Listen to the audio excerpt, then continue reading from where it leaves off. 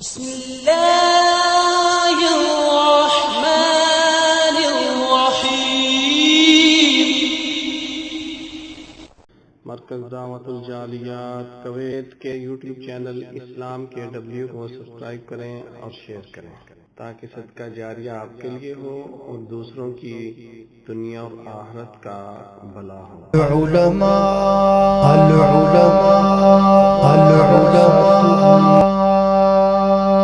ورثۃ الانبیاء۔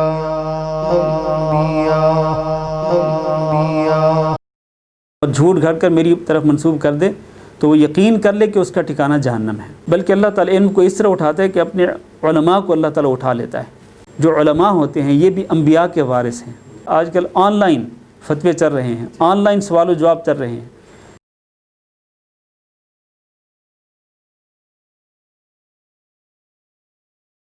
آپ کی شرافات کتاب کا ہم نے ذکر کیا زاد الخطیب، تو اسی سے متعلقہ ایک سوال کہ خطبے کی تیاری کیسے ایک خطیب کو کرنی چاہیے؟ جی، زاد الخطیب الحمدللہ 4 جلدوں میں چھپ چکی ہے، اور اس میں الحمدللہ میں نے 100 موضوعات پر خطبات جمعہ جمع کیے ہیں، اور یہ سارے کے سارے موضوعات جو ہیں وہ علمی موضوعات ہیں۔ ان کے اندر میں نے علمی مواد جمع کیا ہے۔ تو اس سے میں نے خود جو سیکھا ہے وہ یہ ہے کہ خطیب جمعہ کو خطبہ جمعہ کے لیے بھرپور تیاری کرنی چاہیے، اس لیے کہ جو لوگ خطبہ سننے آئے ہیں وہ صرف آپ کا چہرہ دیکھنے کے لیے نہیں آئے، یا آپ کی صرف سریلی آوازیں سننے کے لیے نہیں آئے، یا آپ کے مذاق نہیں سننے آئے کہ خطبہ جمعہ کے اندر آپ مذاق کریں یا آپ لطیفے سنائیں، لوگوں کو ہنسائیں، لوگوں کو آپ کھیل کود کا یا آپ ان کو اس طرح موقع دیں، نہیں، بلکہ لوگ آپ سے سیکھنے کے لیے ہیں، آپ کے پاس امانت ہیں۔ لہٰذا خطیب جمعہ کو خطبہ کے لیے بھرپور تیاری کرنی چاہیے۔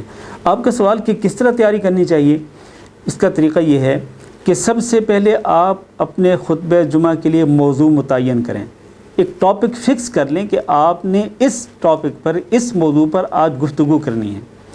پھر اس میں ایک ہدف مقرر کر لیں کہ آپ اس موضوع پر بات کر کے کس ہدف تک پہنچنا چاہتے ہیں، یا کون سی بات آپ لوگوں تک پہنچانا چاہتے ہیں، آپ کا ہدف کیا ہے، مقصد کیا ہے۔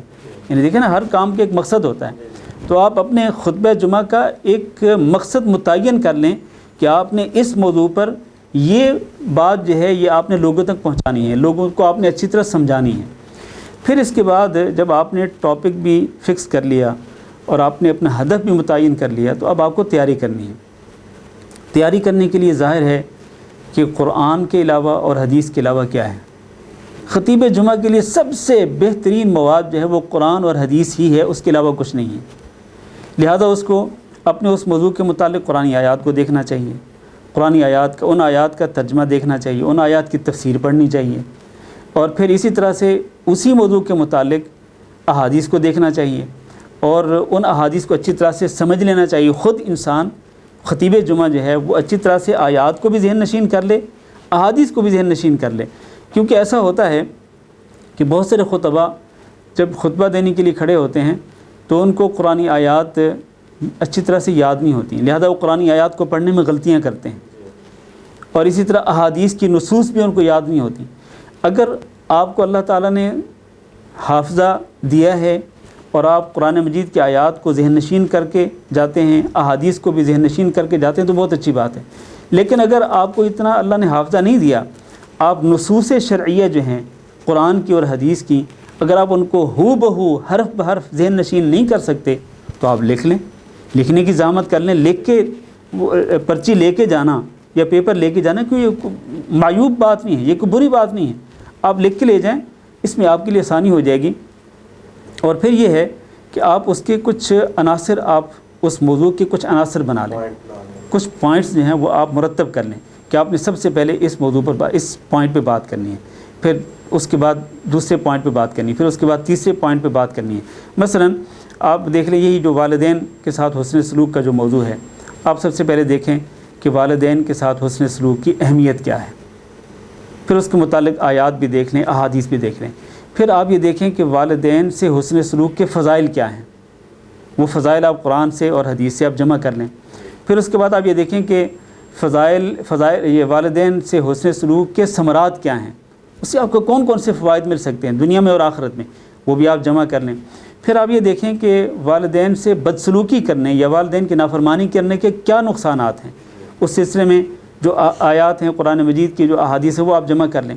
تو اس طرح سے آپ پوائنٹ وائز آپ عناصر کو سامنے رکھتے ہوئے ایک ایک عنصر اور ایک ایک عنصر اور ایک ایک پوائنٹ کے مطابق آپ مواد جمع کریں، اور اگر آپ یاد کر لیتے ہیں تو بہت اچھی بات ہے، یاد نہیں کرتے تو لکھ لیں، اور پھر آپ اس طرح سے خطبہ جمعہ کی تیاری کر کے، اور اس میں کوئی حرج نہیں ہے اگر آپ سلف صالحین کے جو اچھے جو صحیح مستند واقعات ہیں آپ ان کو بھی ساتھ ملا لیں، اقوال جو ہیں علماء کے، اہل علم کے، سلف صالحین کے، ان کو بھی شامل کر لیں، صحابہ کرام کے اقوال ہیں یا تابعین کے اقوال ہیں یا بعد کے اسلاف کے اقوال ہیں، ان کو بھی آپ شامل کر لیں، تو اس میں کوئی حرج نہیں ہے۔ تو خلاصہ یہ ہے کہ خطبہ جمعہ کی تیاری کے لیے سب سے بیسٹ یہ ہے کہ موضوع متعین کریں، ہدف متعین کریں، پھر قرآن اور حدیث سے اور آثار سلف صالحین سے پھر آپ جو مواد ہے اس کو مرتب کر لیں اور اس کو آپ حسب توفیق بیان کریں۔ اگلا سوال آپ سے یہ ہے کہ خطبے کے اندر اور درس کے اندر جو بے سند قسم کے قصے کہانیاں خطبہ اور مدرسین بیان کرتے ہیں وہ کہاں تک درست ہے؟ دیکھیے، غیر مستند واقعات اور من گھڑت اور جھوٹی احادیث، ان کو اپنے خطبہ جمعہ میں بیان کرنا یا کسی درس میں بیان کرنا، یہ بتائے بغیر کہ یہ واقعہ غیر مستند ہے، یہ حدیث جھوٹی حدیث ہے، یہ بتائے بغیر لوگوں کے سامنے اس طرح کے غیر مستند واقعات بیان کرنا یا جھوٹی احادیث بیان کرنا بہت بڑا گناہ ہے۔ نبی کریم صلی اللہ علیہ وسلم کے ارشاد گرامی ہے کہ ان کذبا علی لیس ککذبکم علی احد، کہ میرے اوپر جھوٹ بولنا یہ کسی عام آدمی پر جھوٹ بولنے کی طرح نہیں ہے، یعنی اس کو آپ عام نہ سمجھیں کہ لائٹ نہ لیں کہ جس طرح عام آدمی پر آپ جھوٹ بولتے ہیں اسی طرح سے یہ جھوٹ بولنا نبی صلی اللہ علیہ وسلم کی ذات گرامی پر اور آپ کی طرف کوئی بات منسوب کرنا یہ بھی اسی طرح سے ہے، نہیں، ہرگز نہیں۔ لیس کذبکم علی ککذبکم علی احد، جھوٹ بولنا میرے اوپر اس طرح نہیں جس طرح کہ عام آدمی پر، یعنی میں اللہ کا نبی ہوں، اللہ کے نبی پر اگر آپ جھوٹ بولیں گے اور کوئی بات اپنی طرف سے گھڑ کے اللہ کے نبی کی طرف منسوب کریں گے تو یہ بہت بڑا گناہ ہے۔ اس لیے آپ نے فرمایا کہ من کذب علی متعمدا فلیتبوأ مقعدہ من النار، کہ جو شخص جان بوجھ کر میرے اوپر جھوٹ گھڑے اور جھوٹ گھڑ کر میری طرف منسوب کر دے تو وہ یقین کر لے کہ اس کا ٹھکانہ جہنم ہے۔ آج کل بصد افسوس بہت سارے خطباء ایسے ہیں، واعظین اور مبلغین ایسے ہیں جو جھوٹے واقعات اپنے خطبات جمعہ کے اندر بیان کرتے ہیں اور جھوٹی کہانیاں بیان کرتے ہیں۔ اگر ایسے لوگوں کو قصہ گو کہہ لیا جائے تو وہ درست ہے، قصہ گو کہنا درست ہے، لیکن ایسے لوگوں کو خطیب جمعہ کہنا یا واعظ یا مبلغ کہنا درست نہیں ہے، کیونکہ خطیب جمعہ جس طرح میں نے پہلے کہا کہ اس پر ایک بہت بڑی ذمہ داری ہے کہ آپ لوگوں تک مستند چیزیں پہنچائیں جو قرآن و حدیث سے ثابت ہیں، ورنہ قصہ گو لوگ جو ہیں وہ تو قصہ گوئی کے اندر جو چاہیں بیان کریں، پہلے بھی بیان کرتے تھے، اب بھی قصہ گو بیان کرتے ہیں۔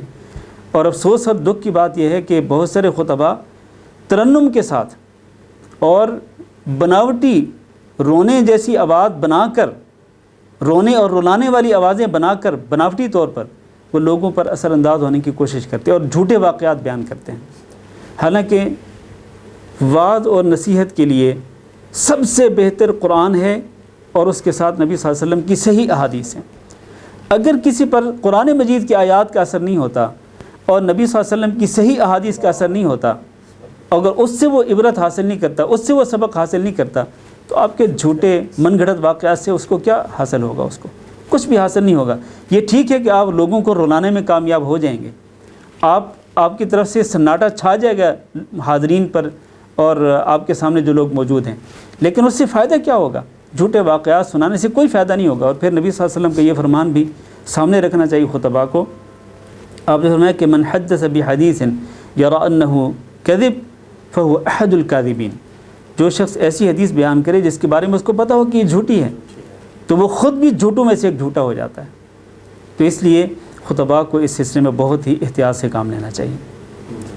تو یہ تو قصے کہانیاں کے متعلق، لیکن ڈاکٹر صاحب بعض لوگ ضعیف اور موضوع روایات کو فضائل کے ضمن میں بیان کرتے ہیں، تو کیا ایسا کرنا بھی درست ہے؟ دیکھیے، بعض لوگ یہ کہتے ہیں کہ احکام کے اندر اور عقائد کے اندر تو ضعیف احادیث کو نہیں بیان کرنا چاہیے اور ان سے استدلال نہیں کرنا چاہیے، لیکن بعض لوگ یہ کہتے ہیں کہ فضائل اعمال کے باب میں ضعیف احادیث چل جاتی ہیں، ان کو ذکر کیا جا سکتا ہے، ان کو بیان کیا جا سکتا ہے۔ لیکن دیکھیں محدثین نے اس سلسلے میں جو بحث کی ہے اس کا خلاصہ یہ ہے کہ ٹھیک ہے کہ عقائد اور احکام کے اندر جہاں ضعیف احادیث سے استدلال کرنا درست نہیں ہے، اسی طرح فضائل اعمال کے اندر بھی ضعیف احادیث کو بیان کرنا درست نہیں ہے۔ حافظ ابن حجر رحمہ اللہ نے فضائل اعمال کے اندر کسی ضعیف حدیث کو بیان کرنے کی 3 شرطیں ذکر کی ہیں۔ جو عام کہا جاتا ہے نا جی کہ دیکھیں جی یہ کون سے احکام اور مسائل ہیں، یا یہ کون سے عقائد کے مسائل ہیں کہ یہاں پر آپ اتنی سختی کر رہے ہیں، یہ تو فضائل ہیں، فضائل اعمال میں تو ضعیف حدیثیں چلتی ہیں، ترغیباً آپ فضائل اعمال میں آپ اس طرح کی حدیثیں بیان کر سکتے ہیں۔ حالانکہ حافظ ابن حجر رحمہ اللہ نے اس کی 3 شرطیں ذکر کی ہیں کہ آپ ضعیف حدیث فضائل اعمال میں بھی ہو اس کو تب بیان کر سکتے ہیں جب اس کے اندر 3 شرطیں ہوں۔ پہلی شرط یہ ہے کہ اس حدیث کے اندر جو ضعف ہے، جو کمزوری ہے، وہ بہت ہی شدید قسم کا نہ ہو، اور دوسرے الفاظ کے اندر یہ کہا جا سکتا ہے کہ یہ لائٹ قسم کی ضعیف حدیث ہو جس کی کئی سندیں ہوں، اپنے شواہد اور مطابعات کے ساتھ مل کر جو حسن لغیرہ ہی کے درجے تک پہنچ جائے، اس کو آپ بیان کر سکتے ہیں، کوئی حد نہیں، کیونکہ حسن لغیرہ حدیث جو ہے اصل میں وہ ضعیف حدیث ہوتی ہے، لیکن اس کے کئی طرق ہوتے ہیں، شواہد مطابعات ہوتی ہیں، تو ان کے ساتھ مل کر اس کو تقویت ملتی ہے، وہ حسن لغیرہ ہو جاتی ہے۔ تو اس قسم کی حدیث تو آپ بیان کر سکتے ہیں، ورنہ وہ حدیث جس کا ضعف، جس کی کمزوری بہت ہی شدید قسم کی ہو، اس کو آپ قطعاً بیان نہیں کر سکتے، فضائل اعمال میں بھی بیان نہیں کر سکتے ہیں۔ ایک یہ پہلی شرط ہے۔ دوسری شرط یہ ہے کہ وہ ضعیف حدیث جو ہے وہ کسی ایسے عمل کے بارے میں ہو کہ جو عمل اصلاً مشروع ہو، اصلاً وہ عمل موجود ہو، قرآن و حدیث سے ثابت ہو، لیکن اس کی فضیلت قرآن و حدیث سے ثابت نہ ہو، تو اس ضعیف حدیث سے اس کی فضیلت کو بیان کر سکتے ہیں۔ جس کا معنی یہ ہے کہ اگر کوئی ایسی ضعیف حدیث ہو جس میں کوئی نیا عمل ہو، جس طرح کہ میں پہلے بیان کر چکا ہوں کہ بہت سارے لوگوں نے جو ضعیف حدیث موضوع حدیثیں گھڑی ہیں، اپنی طرف سے جو احادیث گھڑی ہیں اور ان کو نبی صلی اللہ علیہ وسلم کی طرف منسوب کیا ہے، ان کے اندر کئی ایسے اعمال ہیں جو دین کے اندر نہیں ہیں، اپنی طرف سے انہوں نے ایجاد کیے ہیں۔ تو لہٰذا اس دوسری شرط کو بھی سامنے رکھنا چاہیے کہ وہ ضعیف حدیث جو فضائل اعمال سے متعلق ہو، وہ کسی ایسے عمل کے ساتھ متعلق ہو، ایسے عمل کے بارے میں ہو کہ جو عمل اصلاً شریعت کے اندر ثابت شدہ ہو، قرآن سے اور نبی صلی اللہ علیہ وسلم کی صحیح احادیث سے۔ ہاں اگر اس کی فضیلت کسی ضعیف حدیث سے آ گئی ہے، اور وہ بھی ایسی حدیث کے جس کا ضعف بہت سخت قسم کا نہ ہو، شدید قسم کا نہ ہو، لائٹ سا ضعف ہو جس کے ساتھ وہ حسن لغیرہ کے درجے تک پہنچ جائے، تو اس کو بیان کر سکتے ہیں۔ تیسری شرط یہ ہے کہ جب وہ ضعیف حدیث جو ہے وہ بیان کی جائے تو یا اس پر عمل کیا جائے تو اس عقیدے کے ساتھ عمل کیا جائے کہ یہ فضیلت نبی صلی اللہ علیہ وسلم سے ثابت شدہ نہیں ہے۔ البتہ احتیاطاً اگر کوئی شخص اس فضیلت کو حاصل کرنے کے لیے وہ اس حدیث پہ عمل کرتا ہے تو اس میں کوئی حرج نہیں۔ لہٰذا خلاصہ یہ ہے ہمارے آپ کے سوال کے جواب کا کہ فضائل اعمال میں بھی ضعیف احادیث کو بیان نہیں کرنا چاہیے۔ اور میں یہ کہتا ہوں کہ آخر ضعیف حدیثوں کا سہارا لینے کی ضرورت ہی کیا ہے، کیونکہ صحیح احادیث کے اندر صحیح فضائل اس قدر زیادہ ہیں کہ اگر انہی کو ہی بیان کیا جائے تو بس وہی کافی ہیں۔ لہذا ضعیف حدیثوں کی طرف جانا ہی نہیں چاہیے اور نہ ہی ان کی ضرورت ہے۔ اس کے بعد یہ ہے کہ بعض خطباء جو ہیں اور مدرسین اپنے دروس کے اندر وہ قرآنی آیات اور احادیث کو بیان نہیں کرتے، اس کے علاوہ جو کچھ ان کو ملتا ہے وہ بیان کرتے ہیں، قصے کہانیاں، یہ وہ بس قرآنی آیات سرے سے پڑھتے ہی نہیں ہیں اور نہ احادیث کا کہیں ذکر آتا ہے۔ جی، ان کے بارے میں آپ کیا کہیں؟ میں ان کے بارے میں یہی کہوں گا کہ ان کا یہ طریقہ کار سراسر غلط ہے، کیونکہ اللہ تعالیٰ نے قرآن مجید کے اندر یہ حکم دیا ہے کہ فذکر بالقرآن من یخاف وعید، کہ آپ واعظ کریں، نصیحت کریں، کس چیز کے ساتھ؟ قرآن کے ساتھ۔ لہذا واعظ قرآن کے ساتھ ہی ہو سکتا ہے، واعظ قرآن مجید کی آیات کے ساتھ۔ آپ دیکھیں نا نبی صلی اللہ علیہ وسلم خطبہ جمعہ کے اندر سورۃ قاف پڑھا کرتے تھے. خطبہ جمعہ کے اندر، نماز جمعہ کی بات نہیں کر رہا، خطبہ جمعہ کے اندر آپ صلی اللہ علیہ وسلم سورۃ قاف پڑھتے تھے. بعض صحابہ کرام نے یہ سورت نبی صلی اللہ علیہ وسلم سے خطبہ جمعہ کے دوران سن کر حفظ کر لی. اس سے آپ اندازہ کر سکتے ہیں کہ آپ صلی اللہ علیہ وسلم جو واعظ فرماتے تھے خطبہ جمعہ کے اندر وہ قرآن مجید کی آیات کے ذریعے فرماتے تھے. ٹھیک ہے. اچھا، پھر اس کے ساتھ حدیث ہے، کیونکہ حدیث کا قرآن مجید سے گہرا تعلق ہے، تو اس لیے خطبہ جمعہ ہو یا درس ہو، اس کے اندر بنیادی طور پر یہ دو چیزیں ہی ہیں. ان دو چیزوں کے علاوہ کچھ بھی نہیں ہے. قرآن ہے اور صحیح حدیث ہے. ہاں، اس کے ساتھ ساتھ آپ اگر سچے واقعات ہیں، انبیاء کے سچے واقعات ہیں، یا پھر یہ اسلاف کے سچے واقعات ہوتے ہیں، ان کے اقوال ہوتے ہیں، مستند اقوال ہوتے ہیں، تو وہ بیان کیے جا سکتے ہیں. ورنہ پورے خطبے کے اندر کوئی قرآنی آیت نہ ہو، پورے خطبے کے اندر، پورے درس کے اندر کوئی ایک حدیث بھی ذکر نہ کی جائے، تو میں سمجھتا ہوں کہ یہ بہت بڑی بدقسمتی ہے. خطبہ کرنے والے اور سننے والوں کے لیے بھی کچھ بتائیں کہ جو بڑے جھوم کر یہ ایسے قصے کہانیاں سنتے ہیں، ہاں جی، تو متعلق آپ کیا کہیں گے؟ ایسے لوگوں کو بھی اپنا ذوق تبدیل کرنا چاہیے کہ وہ متعلق کوئی وعید نہیں ہے. ایسے لوگوں کو اس طرح کے جو خطباء ہوتے ہیں ان کی حوصلہ شکنی کرنی چاہیے، اور انہیں صاف صاف کہہ دینا چاہیے کہ مولانا صاحب ہم آپ سے قرآن اور حدیث سننے کے لیے آتے ہیں، لہذا آپ ہمیں قرآن اور حدیث ہی سنایا کریں اور ہمیں قصے کہانیاں نہ سنایا کریں.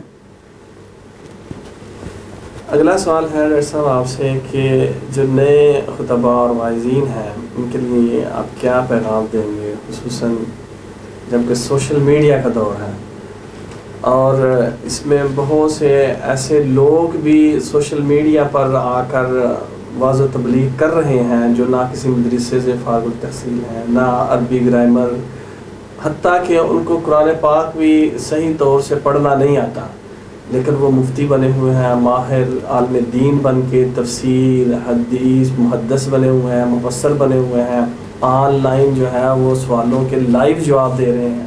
اس کے بارے میں جو ہے کیا کہیں گے؟ دیکھیں، گزارش یہ ہے کہ دعوت و تبلیغ کے لیے سب سے پہلی شرط یہ ہے کہ آپ کے پاس قرآن اور حدیث کا علم ہو. تو آپ قرآن اور حدیث کے علم کی روشنی میں، قرآن اور حدیث کی بصیرت کی روشنی میں آپ وعظ بھی کریں، نصیحت بھی کریں، خطبہ بھی دیں، درس بھی دیں، لیکچر بھی دیں، اور لوگوں کے سوالوں کے جواب بھی دیں. کیونکہ اس کے لیے یہی شرط ہے. اللہ تعالیٰ نے قرآن مجید کے اندر فرمایا کہ قل هذه سبیلی ادعو الى اللہ علی بصیرۃ انا ومن اتبعنی. آپ کہہ دیجئے کہ یہ میرا راستہ ہے. کون سا؟ ادعو الی اللہ، میں اللہ کی طرف دعوت دیتا ہوں، یعنی اللہ کے دین کی طرف دعوت دیتا ہوں. تو آپ نے یہ جو طریقہ ذکر کیا ہے سوشل میڈیا، یہ بھی سوشل میڈیا بھی دین کی طرف اور اللہ کی طرف دعوت دینے کے وسائل میں سے ایک وسیلہ ہے. ٹھیک ہے. تو اس میں کون سی چیز اختیار کرنی چاہیے؟ اللہ نے فرمایا ادعو الی اللہ علی بصیرۃ انا ومن اتبعنی. میں بصیرت کی بنیاد پر، علم کی بنیاد پر، اللہ کی وحی کی بنیاد پر میں لوگوں کو اللہ کی طرف دعوت دیتا ہوں. میں بھی ومن اتبعنی، اور جو بھی میرا پیروکار ہو اس کو بھی بالکل اسی طریقے کے مطابق لوگوں کو اللہ کی طرف، اللہ کے دین کی طرف، اللہ کی وحی کی طرف دعوت دینی چاہیے، بصیرت کے ساتھ اور علم کے ساتھ. لہذا اس سے ثابت یہ ہوا کہ دعوت الی اللہ کے لیے، وعظ و نصیحت کے لیے، خطبہ جمعہ کے لیے، درس کے لیے، لیکچر کے لیے، اور لوگوں کے سوالوں کے جوابات دینے کے لیے پہلی بنیادی شرط یہ ہے کہ آپ کے پاس علم ہو. اگر آپ کے پاس علم ہے قرآن و حدیث کا تو پھر آپ یہ سب کچھ کر سکتے ہیں. دعوت الی اللہ کا کام اور وعظ و تبلیغ کا کام آپ کر سکتے ہیں اور لوگوں کے سوالوں کے جواب بھی دے سکتے ہیں. لیکن اگر آپ کے پاس علم نہیں تو پھر یاد رکھیں اللہ کے رسول صلی اللہ علیہ وسلم نے فرمایا تھا کہ ان اللہ لا يقبض العلم انتزاعا ولكن يقبضه بقبض العلماء.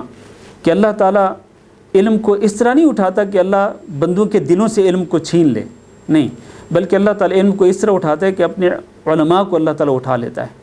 فإذا لم يبق أحدا، جب کوئی عالم باقی نہیں ہوتا تو پھر کیا ہوتا ہے؟ اتخذ الناس رؤوسا جہالا، پھر لوگ جاہلوں کو اس ذمہ داری تک پہنچا دیتے ہیں، خطیب بنا دیتے ہیں، ان کو واعظ اور مبلغ مان لیتے ہیں، ان کو مفتی مان لیتے ہیں. فسئلوا فافتوا بغیر علم فضلوا واضلوا. چنانچہ ان سے سوال کیا جاتا ہے، جس طرح آپ کہہ رہے ہیں کہ آج کل آن لائن فتوے چل رہے ہیں، آن لائن سوال و جواب چل رہے ہیں، تو جناب لوگ ان سے پوچھتے ہیں اور پھر وہ لوگوں کو بغیر علم کے فتوے دیتے ہیں، خود بھی گمراہ ہوتے ہیں اور دوسروں کو بھی گمراہ کرتے ہیں۔ اس لیے اللہ تعالیٰ سے ڈرنا چاہیے۔ ان لوگوں کو جن کے پاس علم نہیں، قرآن و حدیث کی روشنی نہیں، قرآن و حدیث کا علم نہیں، بصیرت نہیں، ان کو اس چیز سے ڈرنا چاہیے کہ وہ اپنے آپ کو مفتی سمجھیں یا وہ اپنے آپ کو اس مسند تک لے کے آئیں کہ وہ بغیر علم کے مدرس بن جائیں، بغیر علم کے واعظ اور مبلغ بن جائیں۔ ایسے لوگوں کو اللہ تعالیٰ سے ڈرنا چاہیے، اور ان لوگوں کو بھی جو سوال کر رہے ہیں ان کو بھی دیکھ لینا چاہیے، پہلے تحقیق کر لینی چاہیے کہ ہم جس سے سوال کر رہے ہیں وہ خود کس پائے کا ہے، کیا وہ قرآن و حدیث کا عالم بھی ہے یا نہیں۔ کسی کے نام کے ساتھ شیخ الحدیث یا شیخ الاسلام لگانے سے وہ بندہ عالم نہیں بن جاتا، یا ڈاکٹر کا لفظ لکھنے سے وہ بندہ عالم نہیں بن جاتا، جب تک کہ اس نے پراپر طریقے سے قرآن و حدیث کا علم حاصل نہ کیا ہو، مشائخ کے سامنے دوزانو ہو کر بیٹھا ہو، مشائخ سے علم سیکھا ہو، اس کو پتہ ہو کہ علم کیا ہوتا ہے اور دلائل کیا ہوتے ہیں، کس طرح بات کرنی ہے، کس طرح مسائل لوگوں کو بتانے ہیں، تو ساری چیزیں سامنے رکھ کر کے بندے کو اس منصب تک پہنچنا چاہیے، ورنہ بغیر علم کے انسان کو بچنا چاہیے۔ دیکھیں نا، نبی صلی اللہ علیہ وسلم کا فرمان ہے کہ جو شخص کوئی ایسی بات کہے جو میں نے نہیں کہی اور وہ دین میں اپنی رائے سے بات کرے تو اس کا ٹھکانہ یقینی طور پر جہنم ہے، والعیاذ باللہ۔ ڈاکٹر اس میں ایک چیز میں آپ سے ایڈ کروں، ہمارے اسلاف اس میں بڑا کیئر کیا کرتے تھے سوال و جواب میں۔ جی ہاں، تو آپ اس زمن میں کسی ہمارے بالکل ہمارے اسلاف جو ہیں وہ اس سلسلے میں بہت ہی احتیاط کرتے تھے، خود صحابہ کرام رضی اللہ عنہم اجمعین جو ہیں وہ اس سلسلے میں بہت احتیاط کرتے تھے۔ اگر ایک صحابی سے کوئی سوال ہوا تو اس نے کہا کہ فلاں صحابی کے پاس چلے جائیں، پھر اس نے کہا کہ اس صحابی کے پاس چلے جائیں، جس کے پاس زیادہ علم ہوتا اس کے پاس وہ ریفر کرتے کہ آپ فلاں صحابی کے پاس جائیں۔ اسی طرح صحابہ کے بعد تابعین اور پھر اسلاف جو ہیں، امام مالک رحمہ اللہ کے بارے میں یہ بات معروف ہے کہ ان سے کسی شخص نے 40 سوالات کیے اور ہر سوال کے جواب میں امام مالک نے کہا کہ لا ادری، مجھے پتہ نہیں ہے۔ اور اہل علم یہ کہتے ہیں کہ لا ادری کہنا بھی نصف علم ہے، آدھا علم ہے لا ادری کہہ دینا، ورنہ ایک بندہ اگر بغیر علم کے کسی کے سوال کا جواب دے تو اس نے گویا کہ اپنے سر کے اوپر ذمہ داری لے لی، اس کے بعد وہ شخص جو بھی کرے گا اس کے فتوے کے مطابق اس کا جو بوجھ اس پر ہوگا وہ اس پر بھی ہوگا۔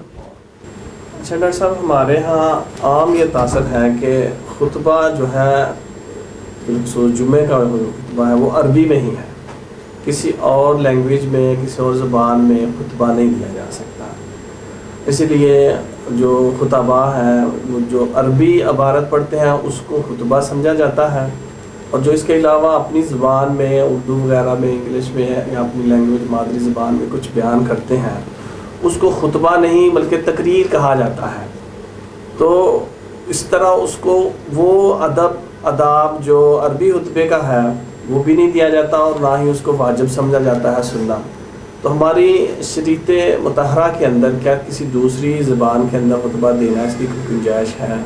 اس کا تفریق کرنا بالکل غلط ہے کہ آپ عربی زبان والے خطبے کو تو خطبہ قرار دیں اور باادب ہو کر آپ اس خطبے کو سنیں اور اس کو سننا ضروری سمجھیں، اور عربی زبان کے علاوہ جو کسی اور زبان میں جو گفتگو ہو اس کو آپ تقریر قرار دیں اور اس کو خطبہ نہ سمجھیں اور اس کو نہ تو سننا ضروری خیال کریں اور نہ ہی اس میں جو آداب ہوتے ہیں ان کو ملحوظ خاطر رکھنا جو وہ ضروری سمجھیں، تو یہ تفریق کرنا ہی غلط ہے سرے سے۔ اصل بات یہ ہے کہ خطبہ جمعہ کس لیے ہے؟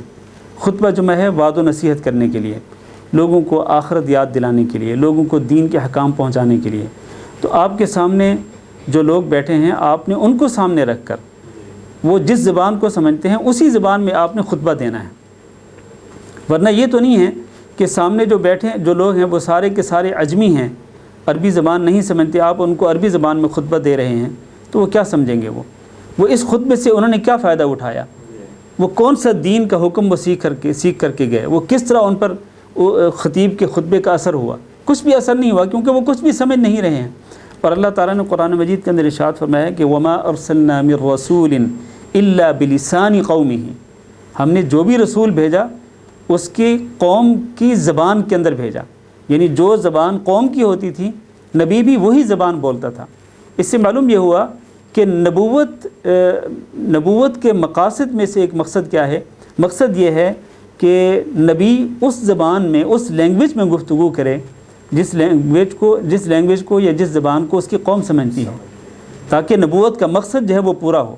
نبوت کا مقصد کیا ہے؟ مقصد یہ ہے کہ اللہ تعالیٰ کی توحید کا پیغام پہنچانا ہے۔ تو آپ نے جب اپنی قوم کی زبان میں اللہ کی توحید کا پیغام پہنچائیں گے، اللہ کا دین پہنچائیں گے، تو ان کو سمجھ آئے گی۔ ورنہ اگر آپ اور زبان بولتے ہیں، قوم کوئی اور زبان سمجھتی ہے، تو پھر یہ مقصد پورا نہیں ہوگا۔ تو اسی طرح سے جو علماء ہوتے ہیں یہ بھی انبیاء کے وارث ہیں۔ جس طرح میں نے کہا کہ نبوت کا مقصد کیا ہے؟ ہمارے پروگرام کا بالکل یہی ہے، ہاں جی، انبیاء کے وارث۔ بالکل ہم انبیاء کے وارث ہیں۔ تو جو بھی انبیاء کے وارث ہیں ان کو بھی یہ سمجھنا چاہیے کہ وہ اسی زبان میں گفتگو کریں جس زبان کو سامنے بیٹھے ہوئے لوگ سمجھتے ہیں۔ تو خطبہ جو ہے وہ بنیادی طور پر خطبہ جمعہ وعد و نصیحت کے لیے ہے، تو یہ وعد و نصیحت اسی زبان میں ہونا چاہیے جس زبان کو سمجھنے والے سامنے لوگ موجود ہیں۔ اس کے بھی وہی آداب ہیں، بالکل وہی واجب ہے، جس طرح بالکل وہی آداب ہیں، چونکہ ہے ہی وہ خطبہ جمعہ۔ یعنی میں نے پہلے کہا نا کہ فرق کرنا ہی غلط ہے کہ آپ عربی زبان والے خطبے کو خطبہ قرار دیں اور غیر عربی زبان میں جو گفتگو ہو اس کو آپ تقریر قرار دیں، ادھر آپ آداب کا خیال رکھیں، ادھر آپ آداب کا خیال نہ رکھیں۔ یہ تفریق ہی غلط ہے بنیادی طور پر۔ یہ تو اس تفریق کی کوئی بنیاد بھی نہیں ہے، نہ قرآن میں نہ حدیث میں۔ لہذا خطبہ ایک ہی ہے، وہ چاہے عربی زبان میں ہو چاہے وہ کسی اور زبان میں ہو۔ تو اس لیے اس میں سارے کے سارے آداب وہی ہیں جو کہ عربی زبان والے خطبے میں لوگ مروز خاطر رکھتے ہیں۔ دوسری زبان ان کی مادری زبان سیکھ کر اس میں تبلیغ کرنے کا بھی حکم دیا تھا آپ صلی اللہ علیہ وسلم نے۔ ہاں جی، بالکل بالکل۔ اچھا، اس میں ایک ضمناً سوال میرے ذہن میں اور ہی آ گیا کہ یہ تو جو لوگ سمجھتے ہیں کہ نہیں وہ تقریر ہے اور وہ عربی والا ہی خطبہ ہے۔ ہم کویت میں رہتے ہیں اور ادھر پورے گلف میں عربی لینگویج ہے۔ اکثریت ہماری جو عربی سے نابلد ہے، بالکل ناواقف ہے، وہ